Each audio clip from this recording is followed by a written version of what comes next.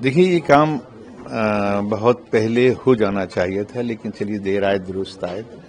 और इसके लिए मैं कांग्रेस पार्टी के नेतृत्व को बहुत बहुत बधाई भी दूंगा और ये कहूंगा कि ये काम उत्तर प्रदेश में इसकी बहुत ज़रूरत थी, बहुत आवश्यकता थी कि जिस तरह से ये काम बहुत ही एक गहराई से अंदर से लोगों के बीच में जाके किया गया है।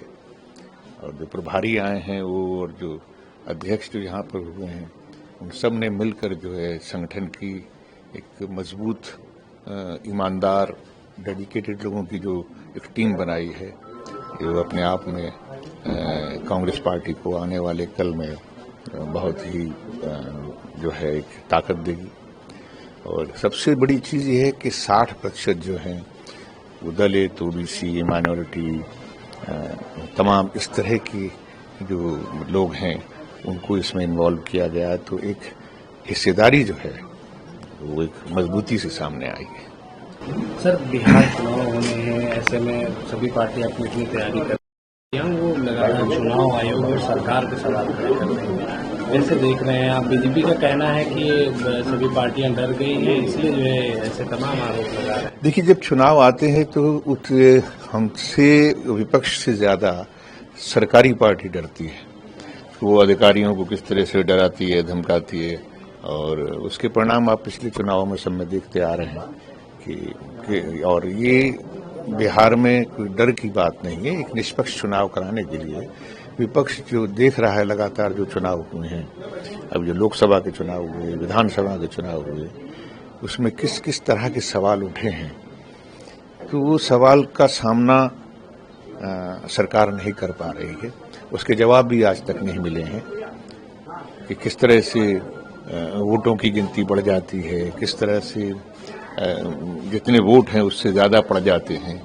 तो ये तमाम चीज़ें हैं जो इलेक्शन कमीशन को इन तमाम जो पुरानी जो एक घटनाएं हुई हैं उस पर सतर्कता बरतने को कहा है। और इसीलिए जो विपक्ष इकट्ठा होकर इस बात को चाह रहा है कि एक न्याय के साथ में एक सुनिश्चित किया जाए कि साहब एक ईमानदारी से चुनाव प्रक्रिया होगी।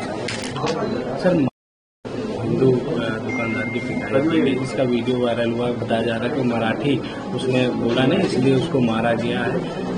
मुख्यमंत्री कह रहे हैं महाराष्ट्र के जो भी दोषी होगा उस पर कड़ी से कानूनी कार्रवाई की जाए। देखिए भाई, मैं एक पहली बात तो ये कहना चाहूँ कि हिंदू और मुसलमान की बात नहीं है।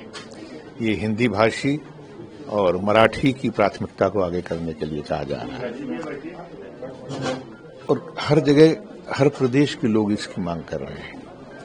तो महाराष्ट्र में महाराष्ट्र के लोग भी मांग कर रहे हैं, लेकिन ये चीज़ें सुलझ सकती थी। ये चीज़ें कभी महाराष्ट्र में इस बात को लेकर कभी सवाल नहीं उठे थे, और जब भी उठे थे तो उसकी प्राथमिकता जिसको मिलनी चाहिए वो दी गई थी।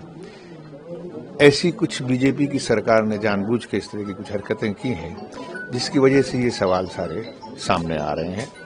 और मुझे लगता है कि इसमें कट्टरवादिता न होकर जो एक सम्मानजनक जो रास्ता है वो निकलेगा, क्योंकि महाराष्ट्र अपने मराठी गौरव को सम्मानित रूप से रखना चाहती है और हिंदी हमारी राष्ट्रभाषा है। सर, उत्तर प्रदेश में कांवड़ यात्रा शुरू हो गई है, लेकिन नेम प्लेट को लेकर विवाद छिड़ा हुआ है। आप कैसे देखते हैं नेम प्लेट? सरकार ने आदेश दिया है कि सभी दुकानदार अपने नेम प्लेट आगे लगाएंगे। देखिए, ये तो जानबूझकर कुछ चीजें ये सरकार करती है, और आप देखते ही आ रहे हैं जैसे ही ये कांवड़ यात्रा शुरू होती है उससे पहले कोई ना कोई ऐसा छेड़ दिया जाता है कि लोगों को इसमें उकसाया जाए और ऐसा प्रभावित किया जाए कि जिससे लोग एक दूसरे के साथ में इस तरह के हरकतें करें जिससे कि द्वेष पैदा हो। लेकिन समझदारी से काम लेना चाहिए।